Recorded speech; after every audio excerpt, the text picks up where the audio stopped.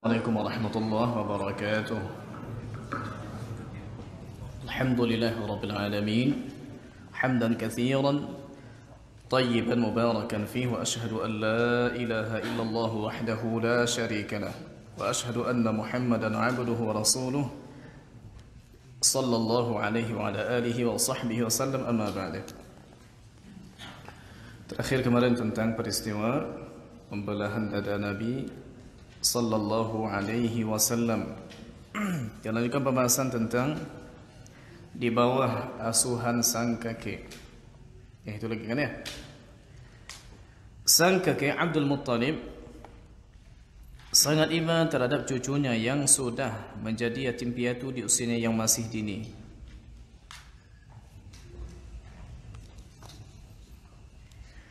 Maka dibawalah sang cucu ke rumahnya, diasuh dan dikasihaninya melebihi anak-anaknya sendiri. Pada saat itu Abdul Muttalib memiliki tempat duduk khusus di bawah Ka'bah. Tidak ada seorang pun yang berani duduk di atasnya, sekalipun anak-anaknya. Mereka hanya berani duduk di sisinya. Namun Rasulullah sallallahu alaihi wasallam yang saat itu masih anak-anak justru bermain-main dan duduk di atasnya. Karuan saja paman-pamannya mengambilnya dan menariknya.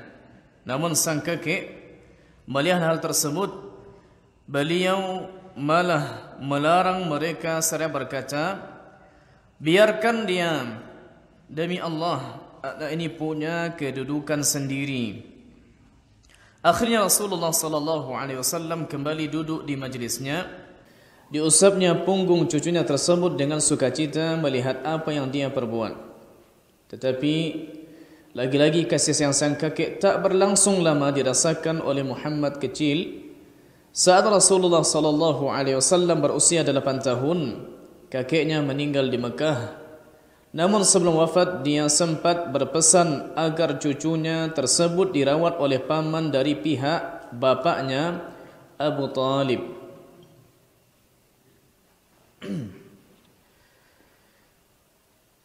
Abdul Muttalib, kakek Nabi. Abdu hamba Al-Muttalib yang dituju, yang dicari. Dan Al-Muttalib sebetulnya bukan nama Allah Subhanahu wa taala. Tapi boleh seseorang menisbahkan diri kepada Allah Subhanahu wa taala meskipun bukan dengan namanya selagi tidak diyakini bahwasanya itu namanya.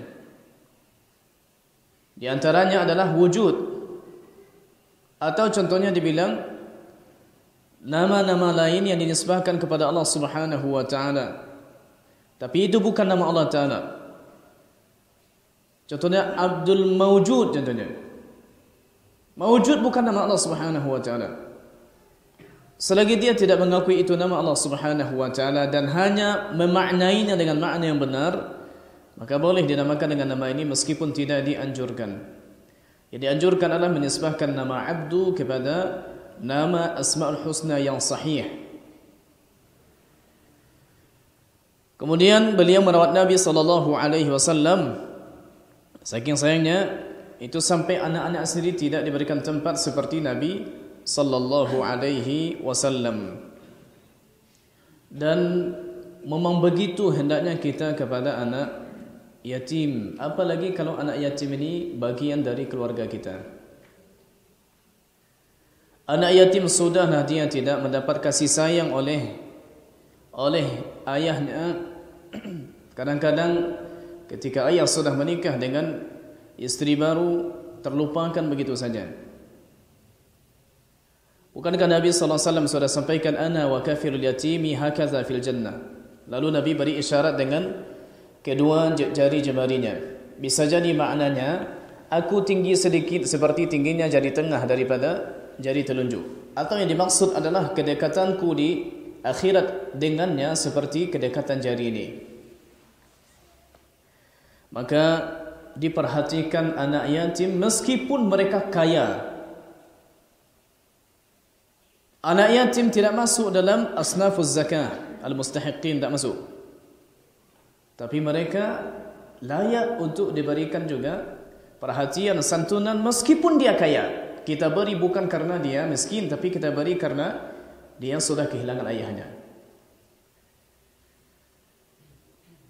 Tak lama ternyata pada usia 8 atau 9 tahun Nabi SAW ditinggal juga oleh kakeknya. Orang anak 4 laki-laki, 2 di antaranya Muslim, 2 di antaranya tidak Muslim. Yang Muslim Ali bin Abi Talib dan Ja'far bin Abi Talib. Yang tidak Muslim Aqil, dan satu lagi saya lupa. Dan anak yang perempuan salah satu yang masuk Islam juga Ummu Hani, yang Nabi sampaikan kepadanya ketika Fathu Makkah. Nabi salat di rumahnya, salat duha 8 rakaat singkat. Nabi sampaikan kepada Ummu Hani ketika Nabi mandi, ditutup oleh anaknya Fatimah, marhaban bi Ummi Hani. Bahkan Nabi pernah meminangnya untuk dijadikan istri, tapi beliau menolak. Abu Talib, paman Nabi, ini yang setia untuk membela Nabi SAW dan mengakui kebenaran dakwahnya meskipun beliau tidak sempat masuk Islam. Sampai di akhir umurnya pun Abu Talib ditalqin oleh Nabi dengan kalimat La ilaha illallah. Tapi Abu Jahal beraksi mengatakan, atatruku millata Abdul Muttalib, apakah engkau akan tinggalkan ajaran ayahmu Abdul Muttalib? Akhirnya tidak jadi masuk Islam. Dan disebutkan dalam hadis sahih di Sahih Muslim, beliau mendapatkan azab paling ringan di neraka. Azabnya di antaranya paling ringan disebutkan di hadis lain, sandal yang dipijak, baru dipijak yang menggelegak bukan kaki tapi langsung benak yang menegak. Sekarang berpindah ke pangkuan pamannya. Kini Rasulullah SAW berada dalam asuhan pamannya yang juga sangat mencintainya. Abu Talib merawatnya bersama anak-anaknya yang lain, bahkan lebih disayangi dan dimuliakan. Begitu seterusnya Abu Talib selalu berada di sisi Rasulullah SAW, melindunginya dan membelanya, bahkan hingga beliau telah diangkat menjadi Rasul. Hal tersebut berlangsung tidak kurang selama 40 tahun. Karena Abu Talib meninggal pada tahun Amul Huzni yang nanti akan datang, sebelum Isra Mi'raj. Isra Mi'raj tahun 9 kenabian, ketika umur Nabi kurang lebih 49 tahun. Dan beliau pindah ke pangkuan pamannya ini umur 8 atau umur 9. Berarti memang hidup dengan pamannya kurang lebih sekitar 40 tahun. Bersama pendeta Muhaira atau Bahira, begitu juga diberi baris di sebagian buku. Pada saat Rasulullah SAW berusia 12 tahun, Abu Talib mengajaknya berdagang ke negeri Syam. Sesampainya di perkampungan Busra, yang waktu itu masuk wilayah negeri Syam. Syam ini wilayah di atas Hijaz. Masuk di situ Palestin, Lebanon, Suria, ini Syam. Mereka disambut oleh seorang pendeta bernama Buhaira. Semua rombongan turun memenuhi jamuan pendeta Buhaira, kecuali Rasulullah sallallahu alaihi wasallam. Pada pertemuan tersebut, Abu Talib menceritakan perihal Rasulullah sallallahu alaihi wasallam dan sifat-sifatnya kepada pendeta Buhaira. Setelah mendengar ceritanya, sang pendeta langsung memberitahukan bahawa anak tersebut akan menjadi pemimpin manusia sebagaimana yang dia ketahui ciri-cirinya dari kitab-kitab dalam agamanya, maksudnya dalam agama Nasrani. Maka dia meminta Abu Talib untuk tidak membawa anak tersebut ke negeri Syam, karena khawatir di sana orang-orang Yahudi akan mencelakakannya. Karena memang orang Yahudi sudah mendapat kabar bahwasanya Nabi yang akan diutus beberapa saat lagi itu sudah lahir. Bahkan kalau mereka bersengketa di Mekah, mereka sering menyampaikan, tunggu oleh kalian, kalau nanti keluar Nabi, lanaqtulannakum qatla 'ad, maka sungguh akan kami perangi kalian seperti perang yang dilakukan oleh kaum 'Ad. Jadi memang dari awal mereka sudah menunggu-nunggu datangnya Nabi. Tapi Ternyata mereka terkecoh. Sebabnya mereka tidak redha, mereka iri, pinginnya itu keluar dari sulbi Israel atau Bani Israel. Israel Ya'qub, berarti anak Ya'qub. Tapi ternyata tidak, keluar dari keturunan Ismail. Ya, karena Nabi Ibrahim punya anak Ishaq, lalu Ya'qub, lalu Yusuf ke bawah. Lalu Ismail juga punya anak sampai ke Nabi SAW. Inilah yang menjadikan Yahudi tidak senang dengan keberadaan Nabi SAW. Padahal mereka tahu. Dalam ayat disebutkan, alladzina atainahumul kitaba ya'rifunahu kama ya'rifuna abna'ahum. Orang-orang yang telah diberikan kitab kepada mereka, mereka mengetahui keberadaan Nabi, benarnya kenabiannya, kerasulannya, sebagaimana mereka ketahui pasti anak-anak mereka di rumah. Memang inilah orangnya. Tapi sayang, menurut mereka, kenapa tidak berasal dari Bani Israel? Mulai dari Nabi Ya'qub ke bawah, semuanya Bani Israel. Anak Ya'qub, Yusuf, Israel, semuanya, termasuk Isa alaihissalam.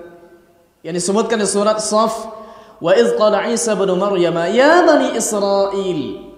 Dan ingatlah ketika Nabi Isa berkata, Isa bin Maryam berkata, wahai Bani Israel. Artinya Nabi Isa juga diutus ke Bani Israel. Ternyata Nabi penutup setelah Nabi Isa kok berasal dari keturunan Ismail ini yang mereka irikan. Kemudian akhirnya Abu Talib memerintahkan anak buahnya untuk membawa pulang kembali Rasulullah SAW. Kisah ini secara detail disebutkan oleh Imam At-Tirmizi rahimahullah ta'ala dalam kitab Sunan At-Tirmizi. Dan di akhir kisah itu ada tambahan kisah, yaitu Nabi dengan Bilal, Nabi dengan Abu Bakar. Kalau umur Nabi sekarang masih 12 tahun, maka belum ada kisah Bilal, belum ada kisah Abu Bakar. Dengan begitu tidak sedikit ulama yang menilai riwayat ini tidak sahih.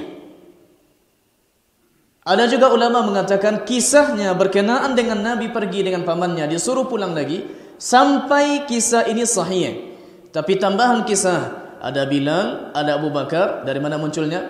Maka ini disebut dengan hadis mudraj, artinya hadis yang disisipkan ke hadis. Yang sahih sampai di sini, tapi yang disisipkan itu tidak sahih. Dalam ilmu hadis ini disebut dengan hadis mudraj. Mudraj dimasukkan ke hadis yang sahih.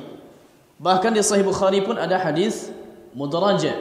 Matanya panjang, kisahnya banyak, tapi pada kisah tertentu ternyata didapati itu bukan sabda Nabi atau itu bukan sahih dari sahabat, dari Aisyah atau dari yang lain. Contoh, kisah tentang Nabi SAW menerima wahyu di Gua Hira. Kisahnya sahih.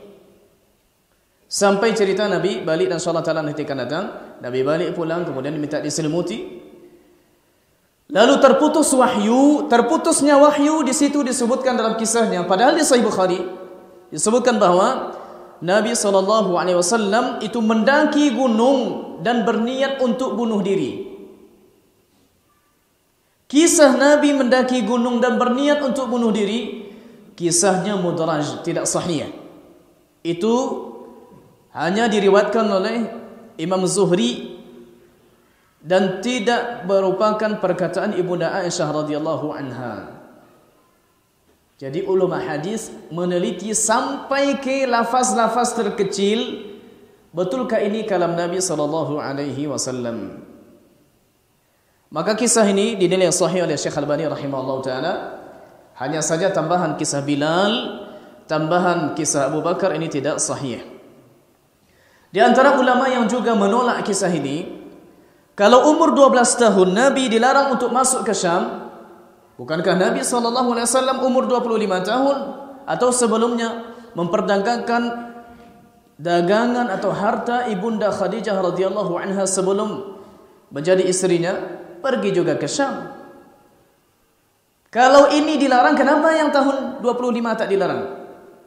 Ini di antara bantahan ulama yang mengatakan kisah ini tidak sahih. Wallahu alam, sejauh telah kita sampai kepada kisah Nabi dipulangkan kembali, ini sahih. Adapun kisah Abu Bakar dan Bilal ini tidak sahih.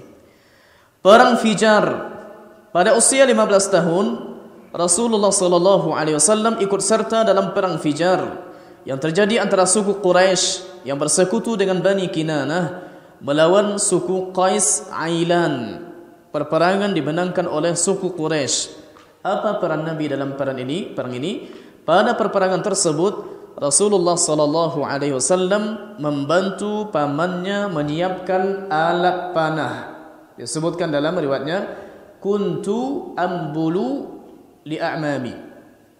Ulama mengatakan maknanya dua. Bisa jadi menyiapkan anak panah kalau nanti ingin memanah kasih. Atau maknanya adalah aku menepis, aku menangkis panah-panah yang dipanah oleh musuh ke pamanku. Setiap kali datang kupukul. Ada juga maknanya demikian. Bisa menyiapkan panah untuk dipanahkan atau bisa menepis panah yang datang dari musuh. Selanjutnya Hilful Fudul. Setelah perang Fijar usai diadakan perdamaian yang dikenal dengan istilah Hilfu al-Fudul. Disepakati pada bulan Zulqa'dah yang termasuk bulan haram di rumah salah seorang bernama Abdullah bin Jud'an At-Taimi. Semua kabilah dari suku Quraisy ikut dalam perjanjian tersebut. Di antara isinya adalah kesepakatan dan upaya untuk selalu membalas siapa saja yang dizalimi dari penduduk Mekah. Dan mereka akan menghukum orang yang berbuat zalim sampai dia mengembalikan lagi hak-haknya. Rasulullah SAW ikut serta menyaksikan perjanjian tersebut. Bahkan beliau setelah menjadi Rasul, beliau masih mengingatnya dan memujinya seraya berkata, saya telah menyaksikan perjanjian damai di rumah Abdullah bin Jud'an yang lebih saya cintai dari onta merah. Onta merah humrun na'am. Ini biasa dijadikan sebagai contoh atau contoh paling berharga dari harta orang-orang ketika itu. Kalau sekarang mungkin onta merah mungkin sama dengan Ferrari, mungkin sekarang. Kalau dulu onta merah. Bahkan Nabi sebutkan, la yahdiyallahu bika rajulan khairul laka min humurin ni'am. Andai Allah Subhanahu wa taala menunjukkan, memberi hidayah kepada salah seorang karenamu, kepada Ali bin Abi Thalib, maka sungguh itu lebih baik bagimu daripada onta merah. Yang dimaksud di sini itulah harta paling berharga saat itu. Seandainya saya diundang lagi setelah masa Islam, niscaya saya akan memenuhinya. Nah, ini di zaman jahiliyah sebelum beliau diangkat menjadi Rasul. Berarti masih ada sisa-sisa akhlak-akhlak yang baik yang disetujui oleh Islam. Andai itu terjadi lagi, maka Nabi akan menyetujuinya. Kehidupan yang berat, masa muda Rasulullah SAW dengan kehidupan yang dilalui dengan kehidupan yang berat. Untuk memenuhi kebutuhan hidupnya, Rasulullah SAW mengembalakan kambing penduduk Mekah demi mendapatkan upah. Disebutkan ala qararid. Qararid di sini kata ulama boleh jadi maknanya tempat, di sebuah tempat namanya qararid, atau yang dimaksud qararid upah, mendapatkan uang sekian qirat dari upah mengembalakan kambing. Ada yang pernah bertanya jamaah ketika pergi ziarah ke Jabal Thur, ke Jabal Rahmah, Ustaz, kalau mengembalakan kambing di sini di mana mau dikembalakan? Batu saja isinya. Di mana mau dikembalakan? Lalu kita bilang itu kan ada rumput-rumput duri-duri yang ada tumbuh di situ. Dan saya langsung lihat di sana, kambing-kambing Arab ni aneh-aneh juga yang dimakannya. Plastik pun dia makan. Iya, saya lihat, tapi gemuk-gemuk juga. Entah bagaimana di dalamnya memproses plastik ini, tapi gemuk. Kalau kita jangan coba-coba lagi. Iya. Subhanallah, kita lihat. Iya, meskipun ada juga makanannya yang terkadang diimpor dari daerah lain, seperti itu jerami-jerami atau yang ini dari gandum, daun-daun gandum yang di kotak-kotak yang sudah dicetak itu diimpor dari Yanbu' atau dari daerah-daerah seperti daerah-daerah di selatan Mekah yang mereka subur. Dan saya pernah pergi ke sebuah tempat 400 kilo dari Mekah di sebuah tempat namanya Al-Baha. Itu dingin, tinggi. Untuk sampai ke situ itu harus melewati 25 terowongan. Saya lihat dari bawah, terowongannya itu memang bukit yang ditembus dan tonggaknya itu tinggi-tinggi dari bawah. Kalau saya lihat dari bawah ngeri memang mau naik situ. Tapi kalau sudah sampai di dalamnya tak nampak lagi tonggaknya, tak ada apa-apa. Itu subur di sana, Masya Allah. Pas waktu kami ke sana itu belum lagi masuk musim dingin, tapi suhu di sana itu sampai 15 derajat, 17 derajat. Itu hanya berjarak 400 kilo dari Mekah. Tak jauh dari Mekah di Taif juga. Itu pernah saya pergi pada musim dinginnya, itu bisa sampai 2 derajat. Salju tak ada, tapi sampai demikian. Pernah juga saya pergi ke Ula. Ula ini kurang lebih sekitar 400 kilo dari Madinah ke atas lagi, hampir ke Tabuk. Itu sampai 0 derajat di sana. Berarti jangan kita bayangkan Arab ni semuanya panas, enggak. Beberapa daerah seperti Makkah, Madinah ni ya. Dan disebutkan juga dalam hadis Nabi, tidak ada satu Nabi pun kecuali pernah bekerja sebagai pengembala kambing. Karena memang diuji kesabaran dengan kambing ini. Pada usia 25 tahun, beliau memulai usaha dagang dengan modal dari Khadijah, wanita pengusaha yang kaya raya dan terpandang di Mekah saat itu, dengan sistem bagi hasil. Mendengar kejujuran dan keluhuran budi pekertinya, Khadijah menawarkan kepada Rasulullah sallallahu alaihi wasallam untuk membawa barang dagangannya dan menjualnya di negeri Syam. Rasulullah sallallahu alaihi wasallam menerima tawaran tersebut. Maka Khadijah memberikan barang-barang dagangannya yang paling utama yang tidak pernah diberikan kepada pedagang lainnya. Dia sertakan pula budaknya bernama Maisarah untuk menemani Rasulullah sallallahu alaihi wasallam. Budaknya bernama Maisarah. Laki-laki atau perempuan? Perempuan atau laki-laki? Laki-laki atau perempuan? Maisarah, laki-laki? Yakin? Ada tamar butuhnya di belakang Maisarah. Laki-laki? Ini yang tadi saya bilang, tidak semua yang ada tamar butuhnya berarti dia wanita. Kalau nama kita Maisarah, di sini dipakai untuk nama perempuan. Tapi Maisarah di sana dipakai untuk nama laki-laki, perempuan juga ada. Nama Hindun dipakai untuk laki-laki, untuk perempuan juga ada. Ya. Kadang-kadang kalau tak paham dengan sirah ni, apalagi tak paham baca kitab, tak langsung baca kitab asli, ditambah oleh buyanya sedikit bersama Siti Maisarah. Apalah ni buya ni? Siti Maisarah, mungkinkah Nabi pergi ke Syam itu perjalanan minimal 1 bulan? Mungkinkah Nabi berdua dengan beliau malam-malam di padang pasir berdua saja dengan Siti Maisarah? Kacau lah buya ni macam ni ya. Nanti dalam bukunya sudah disebutkan ma'a ghulamillah. Kalau ghulam, mana pula perempuan? Sudah jelas ghulam ni budak laki-laki. Tapi ya kadang-kadang begitulah, kita terpengaruh dengan pemahaman yang ada di daerah kita. Berangkatlah Rasulullah sallallahu alaihi wasallam ke Syam bersama Maisarah untuk membawa dan menjual barang dagang Khadijah. Menikah dengan Khadijah. Setelah sekian lama berdagang di negeri Syam, Rasulullah sallallahu alaihi wasallam kembali ke Mekah dengan membawa keuntungan yang berlimpah. Melihat hal tersebut, semakin kagumlah Khadijah dengan kepribadian Rasulullah sallallahu alaihi wasallam. Apalagi setelah Maisarah menceritakan tentang keluhuran budi, kejujuran dan kecerdasannya yang dia saksikan selama menemaninya dalam perjalanan. Masyhur juga di masyarakat kita, sistem dagang Nabi menyebutkan modal, kemudian mau dikasih untung berapa, kasih jalan. Saya tidak dapatkan ada dalil yang sahih tentang ini. Sebagian mengatakan kita jualan Nabi saja lah. Modal saya sekian, kasihlah untungnya berapa.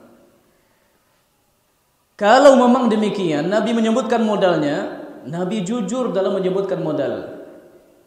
Kadang-kadang kita belanja di toko, kita tawar setengah harga, itu modalnya belum balik lagi katanya. Tapi keluar dari toko dipanggil lagi, sini. Bukti kalau modalnya tidak segitu. Berarti, apalagi kalau tidak sahih cara dagang seperti itu. Tidak ada ketentuan untuk banyak sedikit untungnya. Terserah kita mau jual ke orang ini untungnya sedikit, ke orang ini untungnya banyak. Kalau dia masuk contohnya datang bawa Pajero dari luar, nampak. Jangan jual murah-murah, mahal sedikit karena dia orang ya. Maka pandai-pandailah kita, yang penting antaradhim minkum. Syaratnya adalah saling redha antara kalian. Mau 100% tidak masalah, 200% tidak ada masalah. Yang penting tidak ada kesan untuk menzalimi pembeli. Disebutkan dalam hadis Nabi, rahimallahu imra'an samhan idza ishtara, samhan idza ba'a, samhan idza iqtada. Allah Subhanahu wa taala merahmati, semoga Allah Subhanahu wa taala merahmati seseorang ketika membeli dia toleransi, ketika menjual dia toleran, dan ketika memungut hutang dia pun toleran. Khadijah seperti mendapatkan sesuatu yang selama ini dicari-carinya.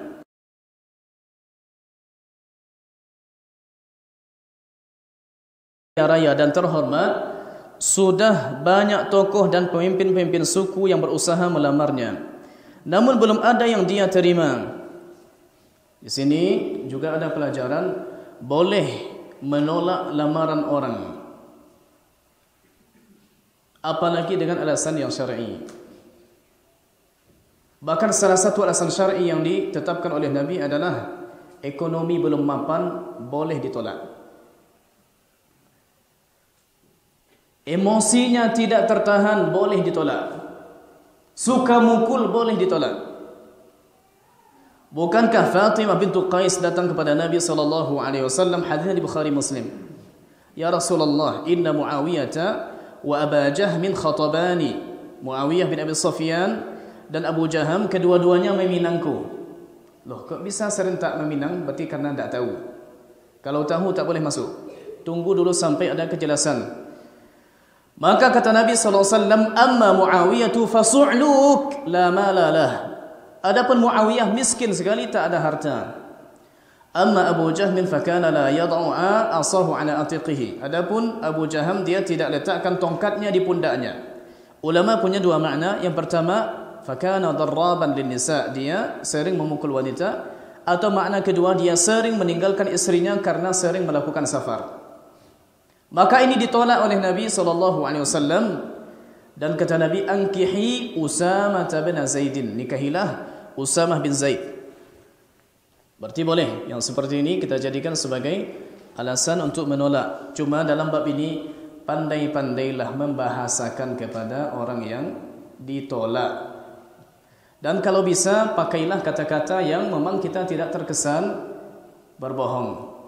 Kadang disebutkan dia mau menyelesaikan kuliah, tapi tidak lama setelah itu masuk satu lagi, selesai kuliah tidak jadi selesai, dia sudah menikah. Dan ini muskilah. Kalau tidak pandai-pandai dalam masalah ini, muskilah. Saya pernah diminta waktu itu dijemput oleh salah seorang kawan orang Medan. Datang dia ke Mesir waktu saya di Mesir. Datang ke Mesir, Ustaz minta tolong apa? Ini meruqyah. Saya bilang, kenapa? Ini sudah bakar-bakar jari dan macam-macam. Ya. Nah, tak apa, pergi ke saya di situ. Hampir 1 jam saya baca, diam-diam saja dia. Wah, ini jinnya kuat ini. Saya baca lagi, tak ada apa-apa. Suara dah mau habis, tak ada apa-apa. Lalu saya waktu istirahat saya coba, ada tak kira-kira masalah lain terjadi pada kawan ni? Katanya sebetulnya ada, Ustaz. Saya bilang, hati dari tadilah sebut. Sebetulnya ada, Ustaz. Apa? Jadi kawan ni, dia melamar seorang wanita, mahasiswi juga. Wanita ini, untuk lari darinya, mungkin kurang perbendaharaan kata. Akhirnya dia bilang, kalau kamu mau, dah pergilah ke Indonesia. Bilang ke ayah saya, langsung. Kawan ni, betul dia sungguh-sungguh. Dia beli tiket pulang dia. Minta izin ke ayahnya. Ayahnya juga tidak tahu bagaimana ininya, tidak tahu. Yang penting sepertinya ayahnya mengizinkan untuk nikah. Balik ke Mesir, ternyata wanita tadi sudah disunting orang. Akhirnya main-main di WC, bakar-bakar, kalau nampak orang lari takut. Ya. Ternyata masalahnya masalah kejiwaan. Ya, suara saya dah habis. Khadijah seperti mendapatkan sesuatu yang selama ini dicari-carinya. Karena sebagai wanita kaya dan terhormat, sudah banyak tokoh dan pemimpin suku-suku yang berusaha melamarnya, namun belum ada yang dia terima. Akhirnya masalah tersebut segera dia sampaikan kepada sahabatnya Nafisah binti Maniyah atau Mania. Tanpa menunggu lama, Nafisah segera menemui Rasulullah sallallahu alaihi wasallam dan memohon agar Rasulullah sallallahu alaihi wasallam bersedia menikahi Khadijah. Rasulullah sallallahu alaihi wasallam setuju. Segera dia beritahu paman-pamannya, lalu paman-pamannya segera menemui paman Khadijah dan melamarnya untuk Rasulullah sallallahu alaihi wasallam.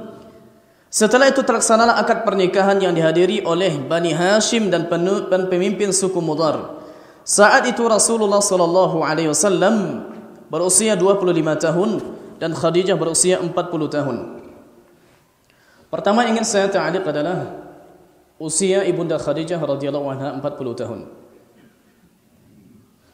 Di antara telaah ulama yang mengatakan ada kemungkinan usianya bukan 40 tahun, tapi lebih kecil daripada itu. Karena anak yang dilahirkannya dari Nabi saja sallallahu alaihi wasallam, Zainab, Ruqayyah, Ummu Kulsum, Fatimah, Al-Qasim, Abdullah dan Ibrahim, ini dari Maria. 6 berarti. Kalau menikah umur 40 tahun lalu punya 6 orang anak, yang jarak-jaraknya itu ada yang jauh, ada yang dekat. Antara Ruqayyah dengan Ummu Kulsum dekat, tapi yang lain agak jauh-jauh. 6 orang anak, anggap contohnya itu sekali 2 tahun. Maka umur ibunda Khadijah melahirkan anak terakhir kurang lebih umur 50 tahun. Dan ini biasanya untuk orang Arab, wanita Arab, ini kemungkinannya kecil, meskipun mungkin. Karena riwayat menunjukkan 40 tahun ternyata juga tidak bisa dipastikan kesahihannya. Ada kemungkinan umurnya ketika itu 28 tahun atau 33 tahun. Ada kemungkinan demikian.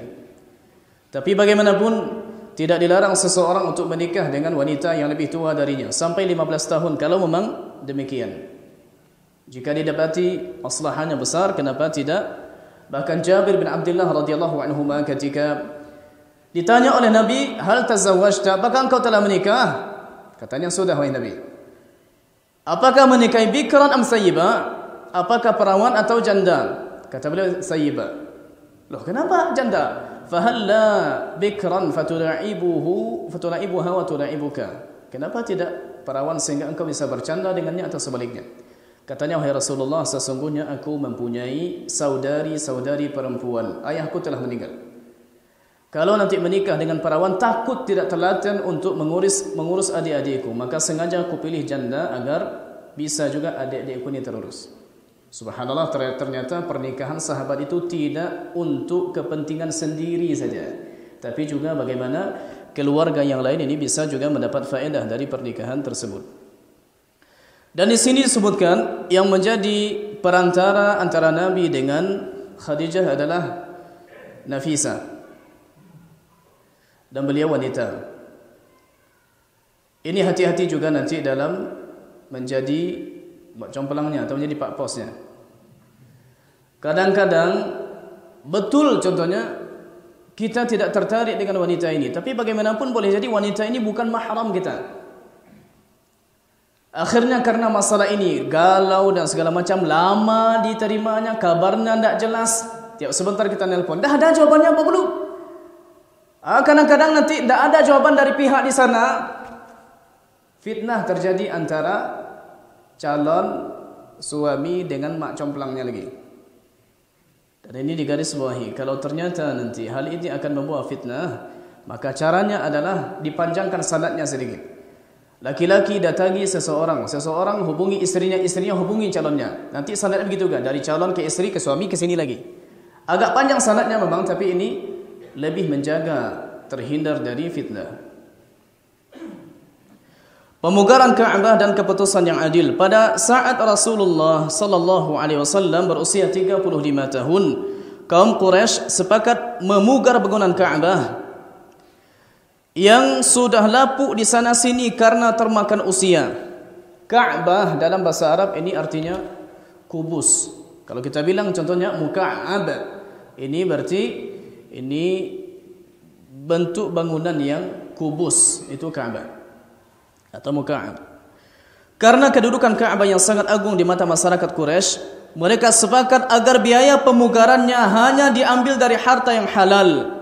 Mereka menolak biaya yang bersumber dari pelacuran, riba dan hasil menzalimi orang lain.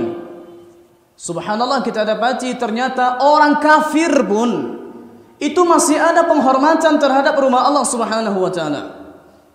Ini kadang-kadang orang muslim KTP Islam masuk ke masjid bukan untuk solat. Setelah solat, assalamualaikum, hilang ampli masjid. Kotak sedekah hilang juga. Nama Masya Allah. Atau terkadang ada kaum muslimin yang ambo kalau tidak bisa merokok dalam masjid, ambo tidak bisa mengaji itu. Separah-parah orang merokok di Arab sana, dan saya tahu mereka. Karena alhamdulillah di Mesir dulu, ini kita bergaul dengan semua golongan. Sampai satpam pun banyak juga kawan kita. Ke rumah jenderal pun saya pernah diundang makan. Yang kecil-kecil juga. Sudah saya bilang, udahlah merokok, berapa merokok? 3 bungkus sehari. Pecandu berat. Tapi kalau masuk masjid mustahil kita lihat dia merokok. Kalau di kita kadang-kadang Masya Allah.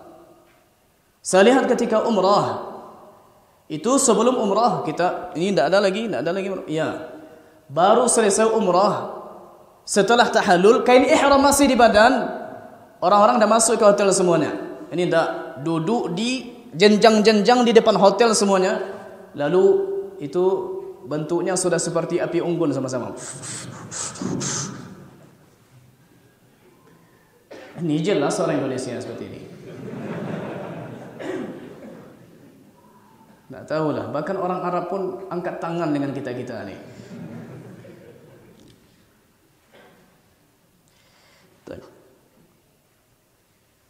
Pada awalnya bangunan Ka'bah yang lama diruntuhkan, kemudian setelah itu mereka mulai membagikan pembangunan Ka'bah berdasarkan suku masing-masing, sehingga setiap mereka telah ditetapkan bagian mana yang akan dibangun.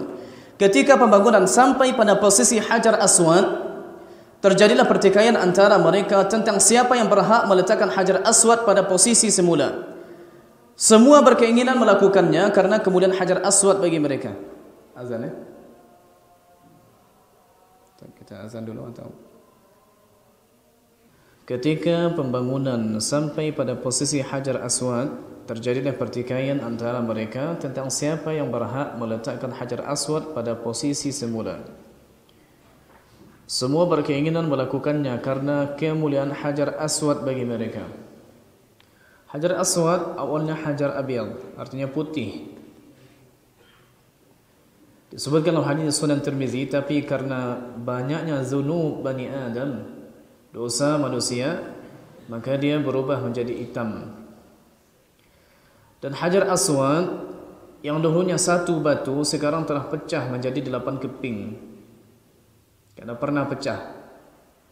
Dan sekarang di semen di sana. Jadi kalau nanti ada yang mencium Hajar Aswad di sana, maka lihat di situ batu-batunya itu sudah terpisah sedikit. Yang belum bisa melihat nanti bisa dilihat di gambar, contohnya di internet bisa juga dilihat. Dan kelebihan Hajar Aswad sebagaimana hadis Nabi juga di Sunan Tirmizi dan Abu Dawud, fa inna mashahu yahtul khataya, sesungguhnya menyentuhnya ini bisa menggugurkan dosa, termasuk juga rukun Yamani. Tapi yang hanya diberi isyarat ketika tawaf hanya Hajar Aswad saja. Bagi yang tidak bisa menyentuh rukun Yamani, maka silakan tetap berjalan tanpa memberikan isyarat dengan tangan atau dengan bacaan Allahu Akbar, tak ada. Sejajar dengan Hajar atau rukun Yamani, langsung kita baca Rabbana atina fid dunya hasanah wa fil akhirati hasanah wa qina adzabannar, dan tidak ditambah dengan yang lain wa adkhilnal jannata ma'al abrar ya aziz ya ghafar. Ini tidak sahih dari Nabi sallallahu alaihi wasallam. Pertentangan terus terjadi dan semakin membesar hingga nyaris terjadi pertumpahan darah di Masjidil Haram. Namun akhirnya Abu Umayyah bin Mughirah Al-Makhzumi menawarkan usulan kepada keputusannya agar keputusannya diserahkan kepada orang pertama yang masuk masjid dari pintunya. Mereka pun setuju. Atas kehendak Allah jualah, kalau ternyata yang pertama kali masuk adalah Rasulullah sallallahu alaihi wasallam. Segera saja mereka berseru, itu Al-Amin, kami rela dia yang memutuskan. Dia adalah Muhammad. Lalu mereka menyampaikan duduk persoalannya kepada beliau sallallahu alaihi wasallam. Maka beliau minta diambilkan selembar kain, lalu Hajar Aswad itu diletakkan di tengahnya, dan beliau meminta setiap mereka mengangkat kain. Ketika posisi batu tersebut sudah berdekatan pada tempatnya, beliau mengambil Hajar Aswad dan meletakkannya di tempat semula. Penyelesaian yang sangat cepat dan semua pihak puas menerimanya. Inilah sikap yang bijaksana dan itu nampak sebelum beliau menjadi Rasul. Dan ini usia beliau kurang lebih 35 tahun, 5 tahun sebelum menerima wahyu di Gua Hira. Dan ternyata Nabi SAW ini telah dikenal dengan Al-Amin. Al-Amin, orang yang dipercaya, orang yang amanah. Al-Amin dengan makna mu'taman, orang yang jika diberikan amanah maka dia jujur dalam masalah itu. Kepribadian menarik sebelum menjadi nabi. Sejak awal Allah telah menyiapkan kehidupan Rasulullah sallallahu alaihi wasallam agar dapat menanggung misi besar yang akan dihadapinya dalam kehidupan umat manusia. Karena itu di tengah kerusakan kaumnya yang sangat parah, Rasulullah sallallahu alaihi wasallam tidak larut di dalamnya. Bahkan beliau menampilkan kepribadian yang sangat menarik hingga diakui semua lapisan masyarakat. Kerusakan akidah pada masa itu tidak sampai menular ke dalam dirinya. Bahkan sejak kecil, hal yang paling tidak dia suka adalah penyembahan berhala. Beliau enggan menghadiri upacara-upacaranya, bahkan tidak bersedia memakan daging dari hewan yang disembelih atas nama berhala. Karena kalau disembelih bukan atas nama Allah Subhanahu wa taala berarti dia bangkai, tak boleh dimakan. Wala ta'kulu mimma lam yuzkar ismullahi alaihi wa innahu lafisqa. Janganlah kalian memakan sesuatu yang tidak disembelih dengan nama Allah Subhanahu wa taala, dan itu fisqa, kefasikan. Dalam mazhab Syafi'i, beliau memilih tidak wajib untuk menyembelih dengan bismillah. Tapi nanti ketika dimakan maka baca bismillah. Dan beliau berdalil dengan hadis ketika Nabi di Khaybar. Sahabat pertama Rasulullah, ini orang Yahudi Khaybar menyembelih sembelihan, kami tidak tahu apakah dibaca nama Allah Ta'ala atau tidak. Lalu ketika makan Nabi bilang, "Sa'izan sammu antum." Kalau begitu, ya kalian saja mengucapkan bismillah untuk memakannya. Tapi pendapat yang lebih kuat adalah pendapat kebanyakan ulama termasuk mazhab Hanafi, Maliki dan Hanbali mengatakan hukumnya wajib dan tidak boleh dimakan. Seperti juga kita membunuh hewan dengan cara menembak dengan senapan angin contohnya. Kalau ditembak lalu tidak mengucapkan bismillah lalu mati berarti bangkai, tak boleh dimakan. Atau hewan contohnya jatuh ke dalam lubang dan mati di situ, al-mutaraddiyah, tidak sempat untuk menyembelihnya, berarti mati bangkai. Tapi kalau sempat masih sakaratul maut, tapi sempat kita sembelih bismillah lalu kita biarkan lalu mati, berarti boleh dimakan karena dia disembelih dengan nama Allah Subhanahu wa taala.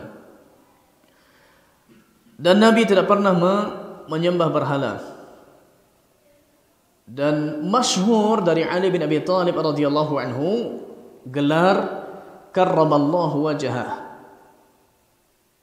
Saya coba meneliti gelar ini, karrama, Allah memuliakan wajahnya. Apa maksudnya? Saya coba apakah ini bisikan-bisikan atau semboyan atau gelar yang khusus diberikan oleh orang Syiah. Ternyata saya dapati juga gelar tersebut diucapkan juga oleh Syekhul Islam Ibn Taimiyah, diucapkan juga oleh Ibnul Qayyim, Imam Ibnul Qayyim rahimahumullah ta'ala. Mereka memaknai bahwa maksudnya orang yang biasa mengatakan karramallahu wajah karena Ali bin Abi Thalib tidak pernah mukanya, kepalanya tersungkur sujud sekalipun untuk berhala. Kalau dengan makna ini, maka Abu Bakar pun tak pernah. Bahkan orang tua dari Sa'id bin Zaid, Zaid Ibn Nufail Ibn Amru Ibn Abdullah Ibn Riyah, ini juga tidak pernah sujud ke sanam. Nabi pun tak pernah sujud. Maka yang digarisbawahi ulama adalah jangan mengkhususkan gelar tersebut yang memang tidak diberikan oleh Nabi SAW atau disepakati oleh kaum muslimin. Ketika kita memberi gelar atau menamai Abu Bakar As-Siddiq karena kejujurannya, tidak dipahami bahawa selainnya berarti pembohong. Tak. Ketika kita beri gelar atau menamakan, menggelari Umar bin Khattab radhiyallahu anhu Al-Faruq, bukan berarti yang lain tidak tegas dalam membela kebenaran dan keadilan. Bahkan pada saat tertentu Abu Bakar As-Siddiq yang lemah lembut kadang lebih tegas lagi daripada Umar bin Khattab, terutama ketika memerangi orang-orang yang enggan membayar zakat. Umar pun ragu, tapi kata Abu Bakar As-Siddiq radhiyallahu anhu, aku akan tetap memerangi orang yang membedakan kewajiban zakat dengan kewajiban salat. InsyaAllah ta'ala nanti ketika hadis ketiga di Arba'in Nawawi saya akan jelaskan lebih panjang. Kerusakan moral pada masa itu pun tidak membuatnya terpengaruh. Kompensasinya, Rasulullah SAW lebih suka menyendiri mengamati kehidupan manusia dan penciptaan alam yang agung ini, kecuali jika dalam hubungan yang wajar dan tidak merusak. Maka Rasulullah SAW sangat suka bergaul dengan masyarakat dengan akhlak terpuji. Ini catatan juga bagi kita sebagian. Kadang-kadang betul memang tidak layak kita duduk pula dengan orang di kedai yang main domino. Jangan pula duduk situ. Tapi minimal kita sapa ketika kita jalan. Minimal kalau kita masuk, salam, bagaimana kabar, kemudian kita keluar. Jangan duduk pula dengan mereka kalau ternyata itu yang mereka lakukan. Karena boleh jadi orang yang dianggap tauladan, dicontoh oleh masyarakat, duduk pula di situ dan tidak mengingkari apa yang ada di situ meskipun tidak berjudi. Dan ini permainan yang melalaikan. Maka orang akan lihat, oh berarti tak ada apa-apa, tak ada masalah karena ustaz tu, buya tu juga ikut di situ. Ini akan membuat pemahaman baru bagi orang ini dihindari. Pernah suatu kali terbetik keinginan hendak menghadiri tontonan masyarakat Arab. Namun ketika kakinya sudah melangkah, Allah Ta'ala menghalangi perbuatan tersebut dengan menjadikannya tertidur hingga keesokan harinya. Dan itu terjadi sampai 2 kali. Orang walimah, tapi walimahnya seperti walimah jahiliyah, ada musik-musiknya. Dan wanita pun tidak berhijab. Maka Nabi ketika pergi, Allah tidurkan 2 kali sampai pagi, tidak jadi hadir. Ini bukti bahwasanya Allah Subhanahu Wa Ta'ala menjaga nabinya sehingga memang layak untuk menerima risalah dari Allah Subhanahu wa taala. Kita cukupkan demikian insyaallah taala. Pertemuan selanjutnya tentang Nabi menerima wahyu di Gua Hira. Dan kalau ada pertanyaan 2 saja insyaallah taala kita jawab.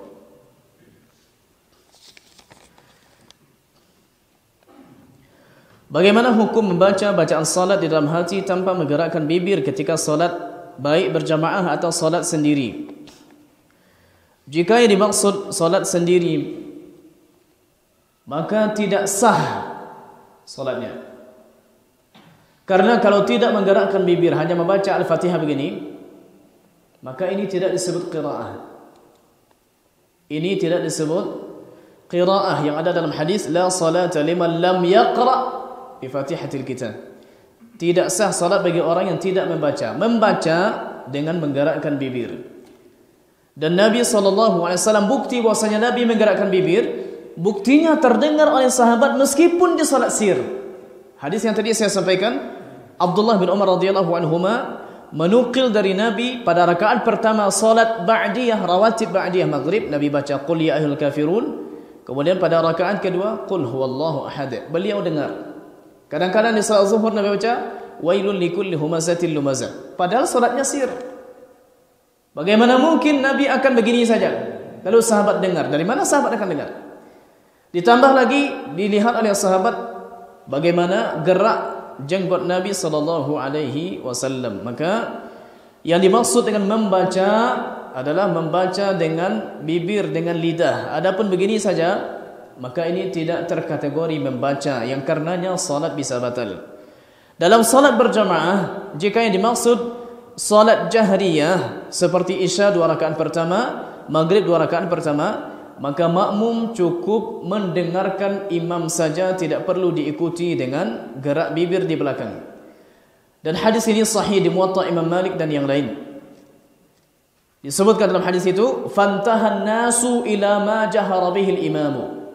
Maka manusia pun berhenti untuk membaca pada salat yang dijaharkan oleh imam. Berarti 2 rakaat pertama, salat maghrib, salat isya, atau seperti salat subuh, maka ini kita hanya mendengar saja. Rakaat ketiga, keempat baru kita baca sendiri. Wallahu a'lam. Satu lagi.